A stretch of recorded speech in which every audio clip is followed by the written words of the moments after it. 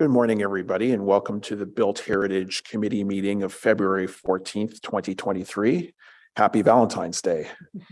I'd like to call the members to order. This hybrid meeting is being facilitated through Zoom and is being held on the traditional territory of the Algonquin Anishinaabe Nation, the original custodians of the unceded land in which the city of Ottawa is located. We extend our respect to all First Nations, Inuit, and Métis people for their valuable past and present contributions to this land. Since this meeting of the committee is being streamed live on the Ottawa City Council YouTube channel, I'd like to remind participants to please keep your microphones muted until I call upon you to speak. For those participating here in the committee room, please use the microphone in front of you and keep your computer muted. I will provide each committee member with the opportunity to ask questions or comment on each item in the order in which they raise their hand in Zoom. For panelists, the raise hand option is found at the bottom of the participants list. For those calling in, please press *9 to raise your hand. The committee coordinator and I will be watching for those cues. Members are also reminded to submit any motions, visual supports, or declaration of interest in writing to the coordinator at their earliest opportunity. Although the deadlines have passed for residents to register to speak and provide written submissions to this committee, you can still make written submissions to council.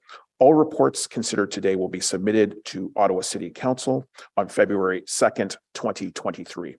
If you have technical difficulties signing into the meeting, you can contact a committee coordinator by calling 613-580-2424, extension 22953.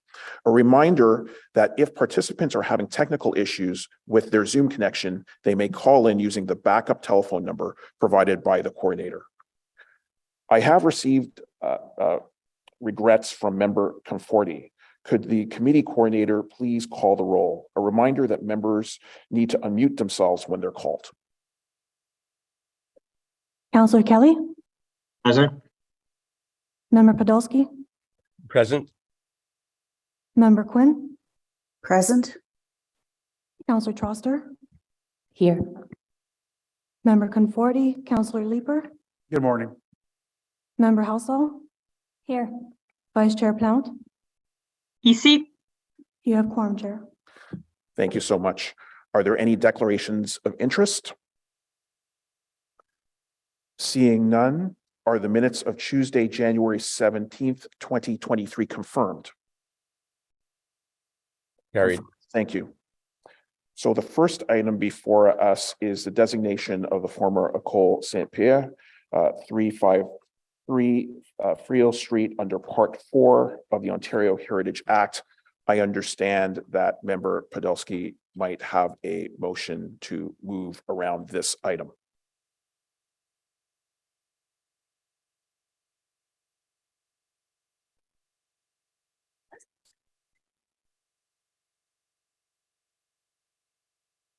My understanding is that the motion is coming to the screen. It's been placed on the screen, so I would ask Member Podolsky to enter it into the record. Yes, thank you. Whereas the statement of cultural heritage value attached as document 5 outlines the heritage value of the property, and whereas the adaptive reuse of this property over the course of its history contributes to an understanding of the character of Sandy Hill, and whereas the adaptation of the former École Saint-Pierre into a community center reflects the community's efforts to use municipal interventions to protect Ottawa's built heritage, and its subsequent adaptation into a multi-use residence reflects the contemporary community character. Therefore, be it resolved that with respect to the report, the statement of cultural heritage value attached as document 5 be replaced with the new document 5 attached. Be it further resolved that the statement of cultural heritage value be amended to include the pioneering role played by community associations and the City of Ottawa in the 1970s to conserve École Saint-Pierre, and the founding of legislation, policies, and programs to conserve Ottawa's disappearing built heritage. Thank you. Thank you so much for bringing that motion before us to really capture and record the full scope of the history of the property in the statement. So we appreciate the fact that that has been brought forward to committee. Can staff please provide an overview of this specific report? Sure. Good morning, Chair, Vice Chair, committee members. My name is Luis Juarez, and today I will be giving a brief presentation on staff's recommendation to issue a notice of intention to designate the former École Saint-Pierre under Part 4 of the Ontario Heritage Act. Next slide, please. So the property is located in the Sandy Hill Cultural Heritage Character Area in Ward 12, mid-block between Wilbrod and Laurier, on the east side of Frail, and can be seen outlined in purple on this slide. The original building and early 1930 addition are visible from Frail Street, whereas its later additions face Sir Wilfrid Laurier Park and are not visible from Frail Street. Next slide, please. The Provincial Policy Statement, Ontario Heritage Act, and the city's official plan provide direction related to the designation of properties in Ottawa. And further, Ontario Regulation 0906 establishes the criteria used to determine if a property is of cultural heritage value or interest. Changes to the Ontario Heritage Act earlier this year through Bill 23, the More Homes Built Faster Act, allow for a property to be designated under the Ontario Heritage Act if it meets 2 or more of the 9 criteria set out in the regulation. And staff's evaluation of this property concludes that it meets 6 of the 9 criteria, which will be discussed later on in the presentation. Next slide. Oh, sorry, still this slide. So also of note is that council added this property to the city's heritage register in 2015, following the approval of phase 2 of the Sandy Hill Heritage Study, which recommended that this property be evaluated for designation. And further changes to the Ontario Heritage Act through Bill 23, however, would result in the property's removal from the register if council does not issue a notice of intention to designate the property by December 31st, 2025. It would also not be able to relist the property for 5 years after this date. Next slide, please. So now I'll speak to the property's heritage cultural value. The former École Saint-Pierre is a 2.5-story red brick building constructed in 1906 with an early addition in 1930. Its symmetrical composition, brick exterior with strong stone base, and decorative stone and stone cast elements make it a good example of a purpose-built school that was designed in the Edwardian classicism style. The former school was Sandy Hill's first French school, thereby containing historical value for its associations with Sandy Hill's early 20th century French residents, as well as for its association with Felix Maral Hamel, a prominent Ottawa architect who designed several local schools, including École Guigues in Lowertown. The adaptation of the former École Saint-Pierre into a community center reflects the community's efforts in using municipal interventions to protect Ottawa's built heritage. Contextually, the school's development as one of several early public amenities constructed in Sandy Hill after Ottawa became the national capital, and its evolution into a multi-unit residence contributes to an understanding of the transition of the neighborhood from a 19th century suburb into an urban neighborhood. Next slide, please. So this slide lists the property's identified heritage attributes as listed on the property's statement of cultural heritage value that's attached as document 5. Some of the more prominent attributes include the red brick and the stone face cladding, dressed stone lintels and sills, and its cast stone elements such as the front entrance, string course, and date panel, which were added as part of the 1930 edition, and the mature trees on the front lawn as well. To note is that all of the attributes listed in the Statement of Cultural Heritage Value are limited to the original 1906 construction and the early 1930 edition. The later additions and the interior are excluded from the proposed designation. Next slide, please. In terms of consultation, the property owner is aware of the proposed designation, as is Heritage Ottawa, Action Sandy Hill, Chair King, and Vice Chair Plant. Next slide, please. And in conclusion, staff's evaluation has determined that the former École Saint-Pierre meets 6 of the 9 criteria required for designation of a property under the Ontario Heritage Act. And therefore, this item recommends that the Built Heritage Committee recommend that Council issue a notice of intention to designate the property under Part 4 of the Ontario Heritage Act in accordance with the Statement of Cultural Heritage Value, which is attached as document 5. Next slide, please. And that concludes this presentation. Thank you so much for that report. We did receive correspondence from Heritage Ottawa in support of this application. I do see that David Fleming is here with us as well and has indicated that he does not need to speak if the item carries. I have not heard any musings on this controversial file that's before us. So does the committee have any questions for staff? And I see that Councillor Plante, Vice Chair Plante, has raised her hand. Is it okay, Chair, if I make a comment? It's not necessarily a question. Is that okay? Absolutely. Perfect. Thank you so much. I don't think it's a secret that we love this little school, which is now an apartment complex that they've done in Sandy Hill. I also wanted to point out that the former counselor for Rideau-Vanier went to this school when it was a school. And yeah, some of you may know him. But anyways, and I just wanted to mention that because it is an integral part of the community. And we do like to recognize the efforts, whether it is in this sort of heritage concept or through historical attributes that the Francophones have had a lot of fight to keep French education viable in the province of Ontario, not just here in Ottawa, and designating this a heritage building goes a long way for that recognition. So thank you everyone who's involved in this file, and happy to take you to the park behind this location at any time. It's named after Cindy Mitchell, who was a early childhood educator right around the block from here, and it's just such a wonderful gem in our community. Thanks everyone so much. Thank you so much. We appreciate those comments, Vice Chair. Councillor Troster. Thank you, Chair. I just have a question for staff. So you say that the owner hasn't responded to the information about the fact that this building is going to be designated. I'm just wondering if the property owner were to oppose the designation after the notice of intent, like would that stop the designation in any way? I don't imagine this person would, but. So the owner has since acknowledged receipt of the report. They haven't stated objection or support for it. So they are aware, but the property owner does have 30 days to submit a notice of objection to council's decision of the notice of intention to designate. At that point, if council decides to proceed with the designation, they would pass a bylaw, and the bylaw, the owner would be able to appeal the bylaw to the OLT. Thank you so much. I think that probably addresses all the questions and comments that were for this file, but I do see that Member Podolsky has raised his hand. I also understand that his amending motion will be further amended by staff just to update it, but I'll let Member Podolsky speak.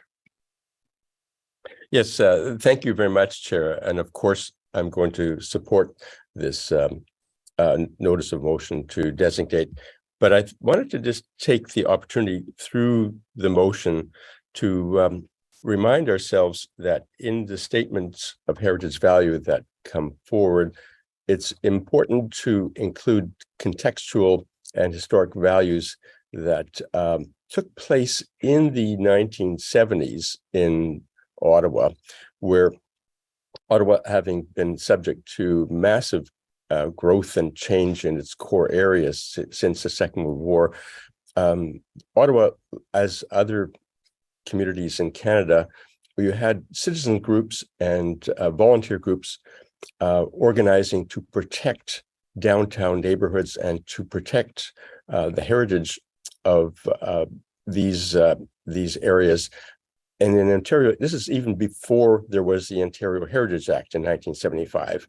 And the purpose of highlighting in the Statement of Heritage Values this part of the story of Saint Pierre School is important to recognize, the pioneering efforts that were made in the 1970s. For instance, in Sandy Hill in 1970, Action Sandy Hill launched a community campaign to create one of the first community design plans and heritage conservation policies, even before the Ontario Heritage Act. And in the little park the Cindy, I can't remember Counselor, her last name, but the little park that is adjacent to Saint Pierre School was a development site that Minto Construction was going to build an apartment building. And the community urged City Council to purchase the site for a park. And the city, in 1977, finally purchased the site as a park, which we now appreciate, adjacent to the school. And in 1977, the school was closed by the Roman Catholic School Board, along with 9 other schools in the core area, jeopardizing not only the quality of the neighborhoods and the heritage. And in 1977 to 1979, there was a community campaign to urge the city to buy Saint Pierre School for a community center. When that was done in 1979, 20 years later, the city sold the school, and this is really quite interesting, without designating it under the Heritage Act. So there was risk there that the city took to the property. And so I think that it's important when the statements of reason get drafted that we look at the period, post-war period, to see the impact that cases like this made on our quite admirable heritage programs and policies today in Ottawa. So I just thought I'd speak to that motion and hope that people will support the amendment of the statement of reason to include this these historic events. Thank you.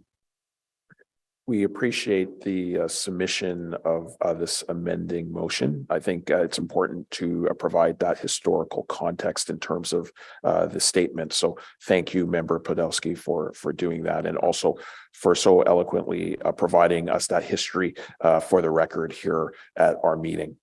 So my understanding is that the amending motion does not need to be changed. So is the amending motion carried? Carried. Thank you. Is the report carried? Carried. Carried. Thank you so much. So this report will be submitted to Ottawa City Council on February 22nd.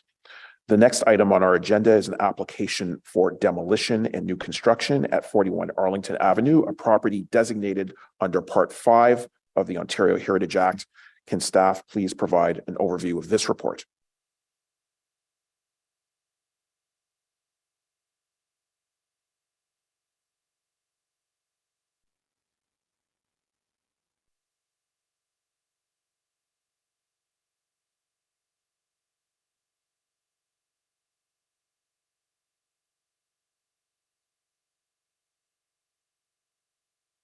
Thank you. Good morning. My name is Greg McPherson.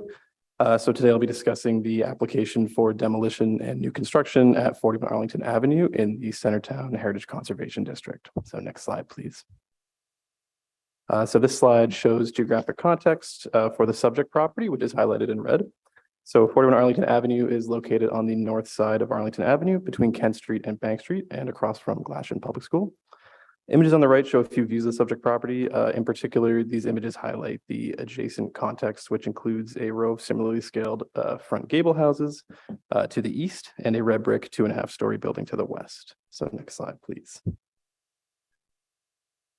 This subject property is located in the Centertown Heritage Conservation District. So a partial image of those boundaries are shown on the right. This district was first designated in 1997, and a new HCD plan for the district and Minto Park was approved in 2022, coming into force and effect on October 18th, 2022. So to note, this application is the first application heard by BHC under this new plan. And next slide, please. So currently on the property is a 2-story front gable house clad in horizontal siding constructed circa 1879 to 1901. The house features a ground floor front porch and a covered balcony on the 2nd story. And it's been altered over time, and very few of the original elements or materials exist. The Centertown and Minto Park HCD plan identifies this property as a contributing building in the HCD and a character supporting resource based on the previous Centertown Heritage Inventory. Specific policies of the HCD plan apply to character supporting resources and contributing buildings. So we'll now turn our attention to the proposal, and next slide, please. So this image shows a 3D rendering of the development proposed on site. So this application seeks to demolish the existing 2-story house and construct a 3-story, 8-unit apartment building. As part of this application, the applicants provided detailed architectural drawings and renderings, in addition to a cultural heritage evaluation report. The proposal features an accessible unit with an at-grade entrance accessible via the front door. And notable elements of the design include red brick cladding extending partially onto the east and west facades, a 3-story gabled bay clad in vertical siding, and a vertical wood siding to note, and a front porch with a contemporary triangular pediment. So in addition to the heritage permit being sought today, this application also requires a minor variance to section 60 of the zoning bylaw. And next slide, please. So this image just shows an alternate angle of the building. And just it's important to note that the adjacent buildings shown in these renderings are not part of the application, but they are included to show context. And next slide, please. And then this is a rendering of the rear of the proposed development. And next slide, please. And this slide shows the site plan of the proposed development. So to note, no vehicular parking is proposed on site, and the setback established by other buildings on the street is generally maintained by the proposal. And next slide, please. So this image shows a detailed front elevation of the proposal. So just to note, the gable and bay is the bay and gable is clad in vertical siding, and the windows are metal. The porch and pediment are also metal with a cedar soffit underneath. The shape of this porch is a contemporary interpretation of the adjacent porches. And next slide, please. This image just shows the west elevation. So just to note that brick cladding on the front facade does wrap around partially, and some of that cedar or vertical wood siding is also carried through. The remainder of this elevation is clad in a cement fiber siding. And next slide, please. And then here again is the other side elevation, so showing that brick wrapping around, and then also the cement fiber siding that carries through to the back. And next slide, please. So as noted before, certain HCD policies apply specifically to contributing buildings and character supporting resources. So in particular, the policies of Section 5, demolition and relocation, and Section 9, new construction of the Centertown and Minto Park HCD plan are most relevant to this application. Policies 5.3 and 5.5 both contemplate the demolition of character supporting resources, provided that their removal accomplishes other city building goals, and that any replacement building complies with the plan's other policies and guidelines. So this slide demonstrates some of the features of the proposal that support its compatibility with the HCD and surrounding buildings. So the bay windows and gable, highlighted in blue, reflect the existing building's front gable form and the bay of the adjacent brick building. The height of the front porch, which is highlighted in the red line there, continues the dominant line that's established by other buildings along the street, further enhancing the compatibility. So this enables an accessible front grade entrance that's actually built at the grade of the street while still maintaining compatibility with adjacent buildings that have a elevated front porch and entrance. And next slide, please. So Heritage staff have reviewed the application and supporting material and find that it is compliant and consistent with applicable policies and guidelines of the HCD plan. So in summary, the proposal is compliant with the policies for demolition of a character supporting resource. For the following reasons, the character of the existing house has been significantly diminished by alterations. The design of the proposal is compatible with the HCD and reflects elements of the existing building and surrounding buildings. And the proposal supports the broader city goals of intensification. Therefore, staff are recommending that this application be approved, subject to 3 conditions based on some of the recommendations set out in the Cultural Heritage Evaluation Report submitted by the applicant. First, that the applicant provide final material samples prior to the issuance of a building permit. Second, that the applicant provide a final landscape plan. And third, that historic documentation on the subject building be filed with the City of Ottawa Archives as per HCD Plan Policy 5.6. And next slide, please. The final 2 recommendations are standard. They delegate authority for minor changes to staff and establish a 2-year expiry date for the permit. And just finally to note, in terms of consultation, the Centertown Community Association is aware of this report and application The ward councillor is aware, and the chair of BHC is also aware. And next slide, please. So that concludes the presentation. Thank you very much. Thank you for your report. We did get correspondence through the clerk's office from a resident from the Ottawa Carleton District School Board with comments, and also from Heritage Ottawa. We do have speakers registered from the applicant, the owner, as well as the applicant team. Just wanted to see if they wanted to speak to this item, especially if the item carries. And I see that Alex Rose Thompson has raised their hand.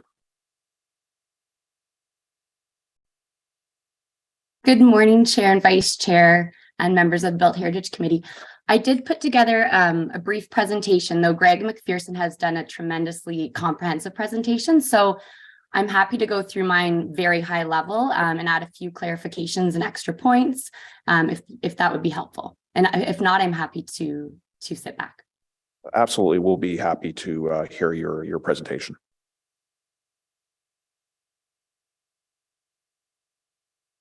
And will that be brought up by the committee?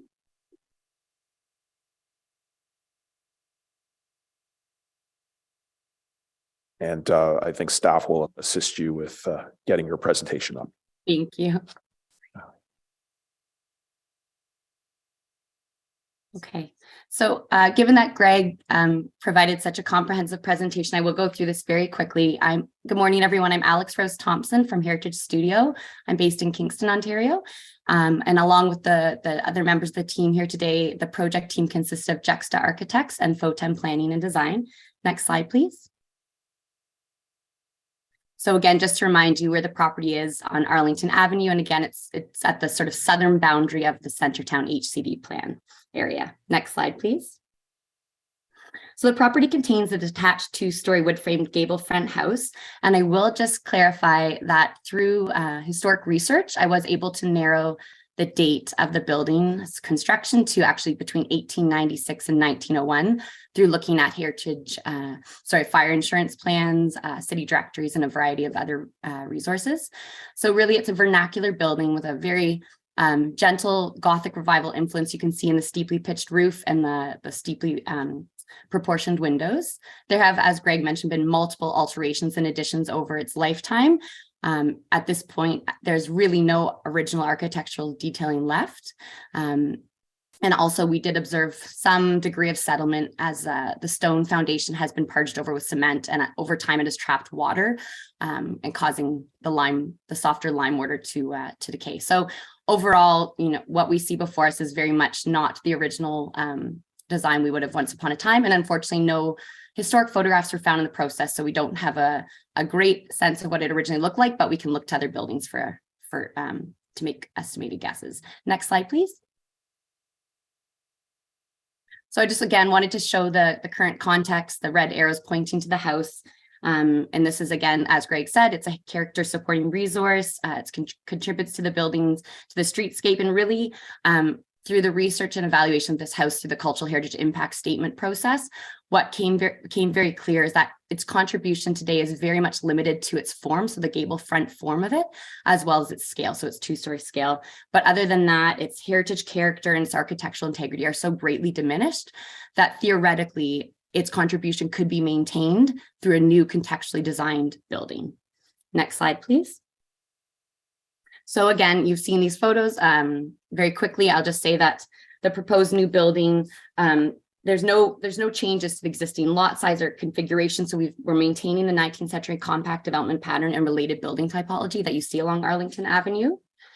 And it is adjacent to both the two-story gable front house and the 2.5-story hip roof house. So again, as Greg pointed out, there are design features that are intended to reflect the existing building now, as well as these adjacent buildings in the streetscape, so that the new building does knit in very cleanly and comfortably with the existing streetscape and continue on that character.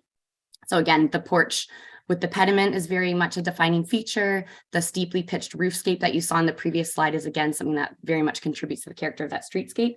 And I will just say that it was very much an iterative design process within the project team. So as the heritage consultant, the architect, and the planning team, we went through many designs trying to meet the policies and guidelines in the HCD plan, but also just to find the design that felt, quite honestly, to everybody to be the right style and right design for this site. So in summary, the new building responds to the quality and character of the surrounding streetscape by taking design cues from the existing and adjacent dwellings. The result is a modern building that is distinguishable in form, but visually and physically compatible with the surrounding historic streetscape. Next slide, please. So again, moving forward, in conclusion, importantly, I just want to say that certainly we believe this through the cultural heritage impact statement process, that the building does conserve the cultural heritage values and attributes of the district and complies with the objectives and policies as well. So given the property's limited cultural heritage value and contribution of the property to the HCD, the value to the community of its physical conservation would be insignificant on balance with the benefits of a well-designed residential building that represents gentle but significant intensification within an established neighborhood. So again, moving forward and following this heritage approval, the next step is to apply for a minor variance as the property fits within the section 60 of the zoning bylaw for the heritage overlay and does not meet those current provisions. And that concludes my presentation, and I welcome questions now. Thank you so much. Thank you so much for your presentation. I see that Councillor Troster has raised her virtual hand, so I don't know if you have questions for the applicant. Thank you, Chair. I do. Hi, Alex. First of all, the building looks lovely. I just have a question. Are there current tenants in the building? Yes, so this is Zishan, the homeowner. Yes, there are 3 tenants in the house. Okay, and what options are being provided to them, or are they aware of the impending demolition? They are students, so they are international students. They don't plan to stay after the school year. Okay. Definitely, I will be offering them whatever the law requires. Usually, I know it's 1 month free, and if they haven't, we are still in the process. So once we have the building permit, only then I can speak to them.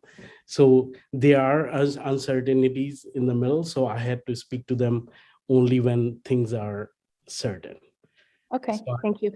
My other question is, could the applicant just remind me how many apartments are in this building and what are the sizes? It's just a single family home.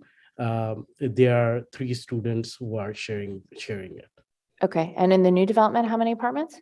Is going to be 8. That's the plan. 8, and of what size? They are very small. They are reasonable, but they are 1-bedroom bachelor and then 3 3-bedroom units. Exactly what size? That's I don't remember top of my head. Yeah. Well, I want to thank you for providing an accessible apartment, because those are few and far between in Centertown. And the only thing that I will say every time I see an application like this is another example of a family-sized apartment. It's being replaced with more housing, which is great. I support density. But I will just continue to say on the record that the size of homes like this are the ones that we're losing in Centertown. And it becomes increasingly challenging to convince developers to build apartments that are bigger than a small 1-bedroom or even a small 2-bedroom. But thank you very much. I don't have a problem with this application. The building looks lovely to me. One more question. So there was a letter from Galatian Middle School, which is down the street. Has there been any thought on how to mitigate construction noise during school hours during the demolition of this building? Yes, moving forward, when we hire contractors, we will keep it in mind. And we are in the process. We haven't hired any contractors yet, but I'll keep that in mind. Okay, thank you very much. Thank you. Thank you. And I see that Member Quinn has raised her hand. Thank you, Chair. First of all, I'd like to congratulate everyone on the project. I certainly think it's it's a positive step to replace the little house with something more viable. Although I take the councillor's comments about the importance of family-sized units being available in Centertown.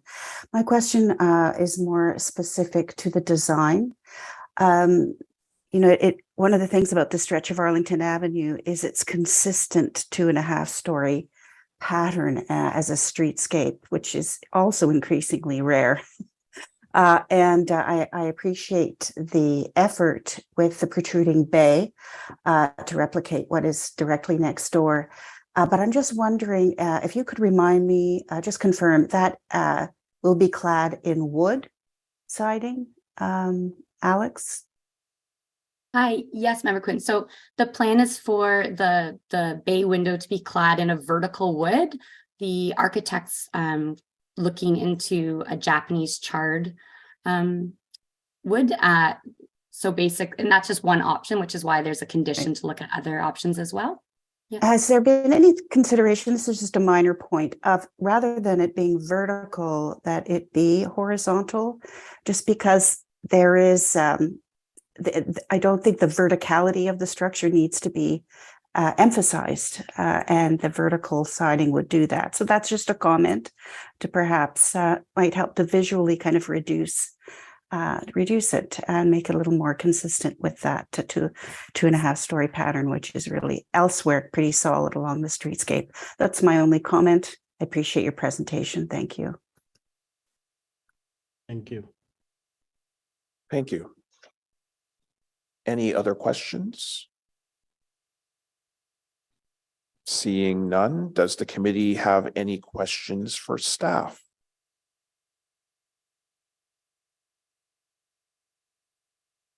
Any comments? If not, is the report carried? Carried. This report will be submitted to Ottawa City Council on February 22nd. The committee has no in-camera items. Are there any notices of motion? Seeing none, are there any inquiries? No inquiries. Under other business, there is one planning circulation on the agenda, which was distributed to members prior to the meeting. Members of the public have the opportunity to comment through DevApps on ottawa.ca. The Ontario Heritage Act applications would be considered at a later date, and this planning circulation involves 178 Nepean Street and 219 and 223 Bank Street. Is there any other business? Seeing none, on adjournment, is the motion carried? Great, we are adjourned. Thank you, everyone. The next meeting is scheduled on Monday, March 6th, 2023.